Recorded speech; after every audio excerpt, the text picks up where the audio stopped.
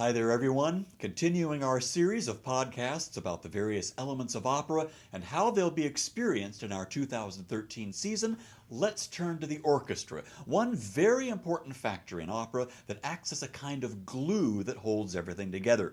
Even if the orchestra is a mariachi group like in Cruzar, which we'll be also presenting this season, in order for opera to really work, you have to have a group of instrumentalists who lay down the subtext of the opera, the foundation upon which the characters on stage play out their story, their drama. Why do I say subtext? Because the characters portrayed by the singers on stage can't tell us everything. For instance, they very rarely tell us where they are.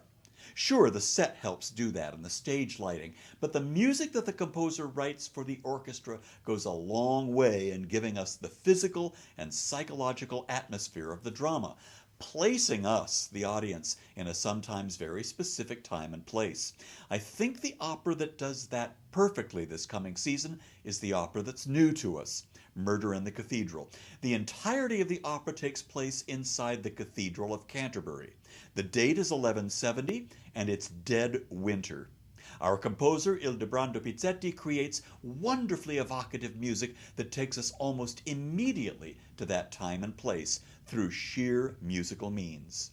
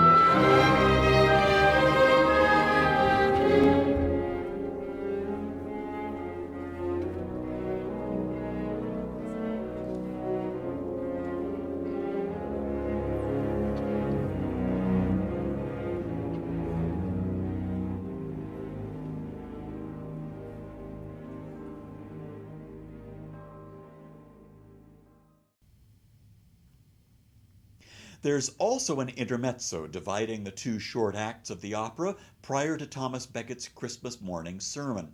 Its practical function is to clear the audience's ears after the climax at the end of the first act, when Thomas realizes that he may have to face martyrdom for his belief in his principles. It needs to reset us into the medieval period, as well as remind us that we're in a vast sacred space where Thomas's words are about to penetrate the environment. Pizzetti brings this off by featuring a lonely English horn playing a melody that is quite chant-like in its shape. That's the medieval element. But listen to how that melody is accompanied by very high and very low strings in the orchestra. The use of static notes at both the high and low pitch levels gives us a feeling of a large empty space. It's something Gustav Mahler did in his symphonies to great effect, and Pizzetti uses it here to place us in Canterbury Cathedral.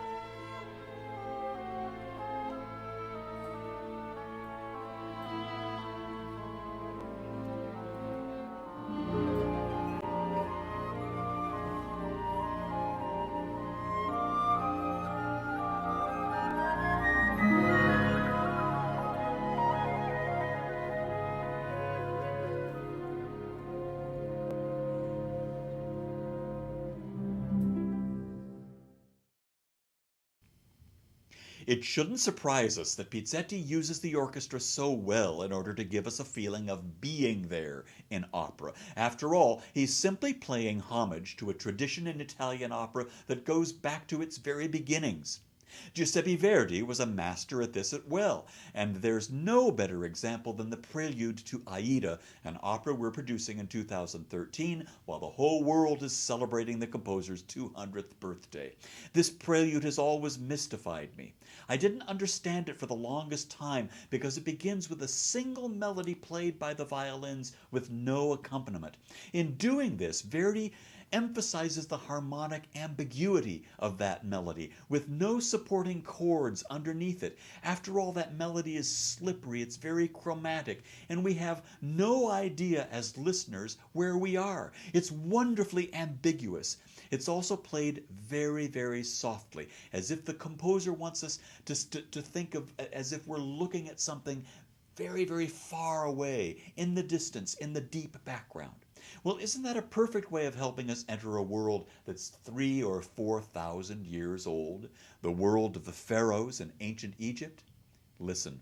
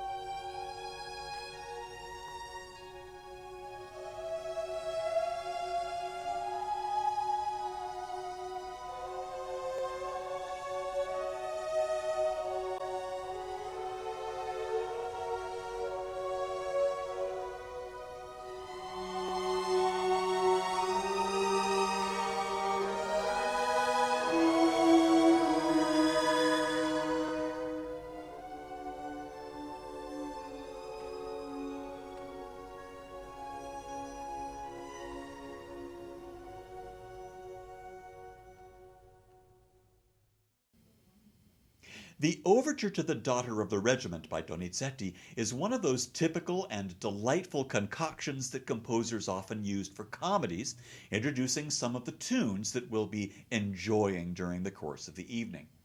But there's a big change of location between Acts 1 and 2, from the regimental environment of soldiers, marches, and fanfares to a drawing room in an aristocratic home, the home of the Marquise of Birkenfeld. The brash setting of the former gives way to the politesse of the latter by way of a restrained, perfectly behaved minuet played only by the strings. What could better symbolize the new civilized environment that our heroine Marie now finds herself in than this delightful formal dance?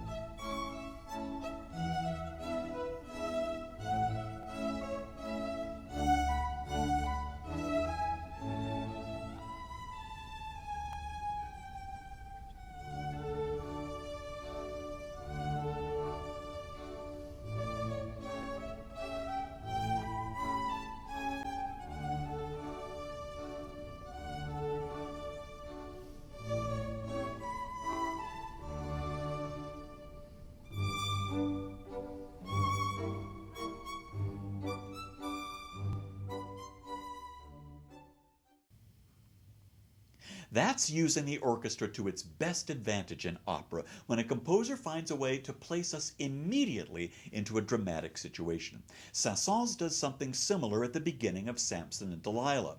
but he's also dealing with the French tendency towards exoticism in this opera, taking the audience not only to a far-off time, but to an exotic locale, specifically the Philistine capital of Gaza, which is located now on the southwestern border of Israel and is under the control of the Palestinian Hamas. I think it's a safe bet that most people in the first audience for Samson and Delilah had never seen and would never see any of the countries in the Middle East. So painters, writers, composers tried their best to bring the flavor of those countries to their audiences. Nothing does this better in Saint-Saëns' opera than the bacchanal in the third act. Listen to this introduction to the dance, an orgy before the god Dagon, and the Middle Eastern turns of melody that the composer often heard during his occasional vacations at the shore in Algiers.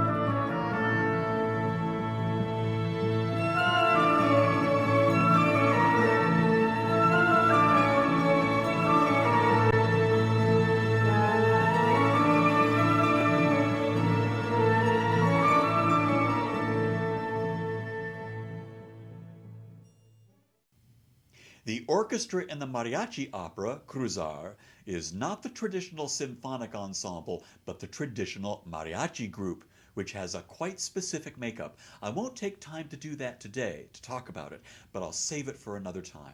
In terms of the traditional symphony orchestra, start thinking about your favorite orchestral moments in opera. Is it just pretty or beautiful music? I dare say not. There's a usefulness there, a dramatic function that we don't often think about. I'm Nick Reveles, and I'll see you at the opera.